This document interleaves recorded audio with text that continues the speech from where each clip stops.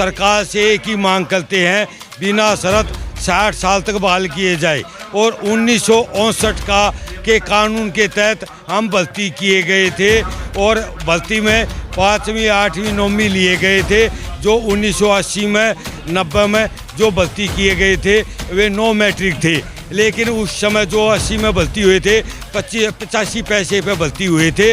और जो आज 2025 में 26,000 रुपये तनख्वाह हो रही है, लेकिन हमारी बहाली नहीं हुई है। पूरे देश में बहाली हो चुकी है, लेकिन जो हिंदुस्तान की राजधानी दिल्ली है वो आज तक बहाली नहीं हुई है।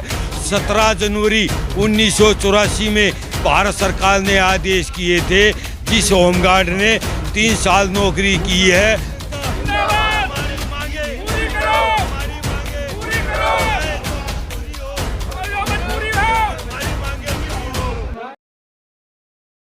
नमस्कार दोस्तों, जिस तरह से भारत न्यूज़ पर होमगार्ड का मामला छाया हुआ है और होमगार्ड की बातों को लेकर हम बार बार आपके बीच आते हैं और अपनी बातों को मजबूती से रखते हैं। इसी दरमियान जो है जंतर मंतर पे काफ़ी सारे यहाँ प्रोटेस्ट चल रहे हैं, उसमें जो है होमगार्ड का मामला भी छाया हुआ है। सर, सबसे पहले हमारे चैनल में आपका स्वागत है। पहले अपना एक परिचय दीजिए। मेरा नाम Suresh Kumar Kaushik, all India home guard welfare association Delhi प्रदेश का अध्यक्ष। तो क्या मामले हैं आज आप किन बातों को लेकर यहाँ पर प्रदर्शन किया है? हम आज से नहीं 24 सालों से आ रहे हैं। कभी हम जंतर मंतर पे, कभी हम LG हाउस पे, कभी CM हाउस पे, कभी सचिवालय पे अपनी बहाली को लेकर, हम होमगार्ड की बहाली को लेकर हम आ रहे हैं। लेकिन हम 24 सालों से सरकार से एक ही मांग करते हैं, बिना शर्त 60 साल तक बहाल किए जाए। और 1959 के कानून के तहत हम भर्ती किए गए थे और भर्ती में 5वीं 8वीं 9वीं लिए गए थे। जो 1980 में 90 में जो भर्ती किए गए थे वे 9 मैट्रिक थे, लेकिन उस समय जो 80 में भर्ती हुए थे 85 पैसे पे भर्ती हुए थे। और जो आज 2025 में 26,000 रुपये तनख्वाह हो रही है, लेकिन हमारी बहाली नहीं हुई है।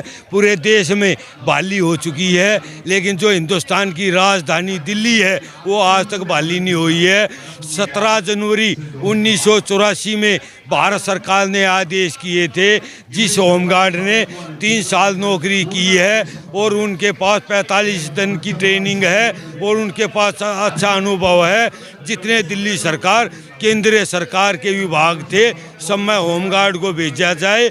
और जैसे अभी कुछ सालों पहले एक RTI लगाई थी और माननीय जो चीफ सेक्रेटरी थे उन्होंने बताया 5% दिल्ली में कोटा है, क्योंकि CND ग्रुप का जो 17 जनवरी 1984 में भारत सरकार ने आदेश दिए थे, उन्हीं आदेशों को लेकर हम हाई कोर्ट में आए थे। और दिल्ली हाई कोर्ट ने 6 मार्च 2018 9/4/2019 को दिल्ली हाई कोर्ट ने आदेश किए थे CND ग्रुप का पालन किया जाए, लेकिन वो पालन आज तक नहीं हुआ है। मैंने चीफ सेक्रेटरी साहब को RTI लगाई, RTI में ये पूछा भाई होमगार्ड का कानून 3 साल का है, ड्यूटी इसकी 10, 15, 20 साल कौन से कानून के तहत ली गई, वो कानून बताया जाए। लेकिन वो सरकार ने कानून नहीं बताया। उस विषय पर 2010 में जो CIC कमिश्नर थे वो सुरेश गांधी जी ने प्लेंटी लगाई थी।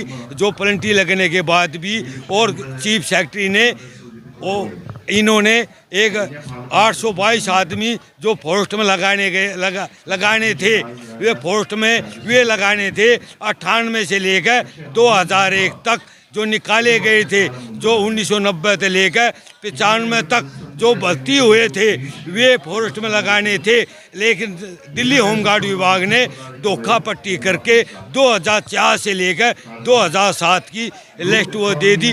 2001 के अंतर्गत जन शिकायत आयोग में हमने अपील लगाई। अपील में मीनाक्षी दत्ता चेयरमैन ने इनको होम सेक्रेटरी, प्रिंसिपल सेक्रेटरी और कमांडेंट को झाड़ लगाई। उन्होंने कहा कि आप इनको 822 आदमी जो पोस्ट में लगने हैं उनको लगा क्यों नहीं रहे हैं। और इधर कमिश्नर ने भी ये कहा जो फॉरेस्ट का कमिश्नर है भाई होमगार्ड विभाग को 3 दिन के अंदर अंदर लिस्ट दी जाए, लेकिन उन्होंने लिस्ट दी नहीं, जो कि हमारी 24 सालों से आज तक बहाली नहीं हुई है। इन्हीं चीज़ों को लेकर हम जंतर मंतर पर माननीय प्रधानमंत्री, माननीय गृह मंत्री जी, महामहिम उपराज्यपाल जी, मुख्यमंत्री जी को ज्ञापन देते आ रहे हैं बिना शर्त 60 साल तक हमें बहाल किया जाए। जो दिल्ली की जो स्टैंक है होमगार्ड की है वह 285 की थी।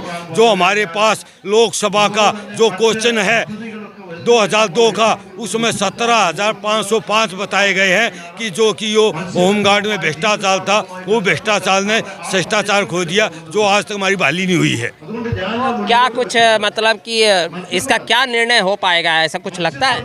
नहीं, जब पूरे देश में हो गया है। सरकार भी बदल गई है, अब आम आदमी पार्टी से अब बीजेपी आ गई है, अब बीजेपी के पास कोई बहाना नहीं है। बीजेपी से पहले आम आदमी पार्टी थी, आम आदमी पार्टी से पहले कांग्रेस थी। कांग्रेस ने कुछ क्या किया था? क्या आम आदमी पार्टी ने किया?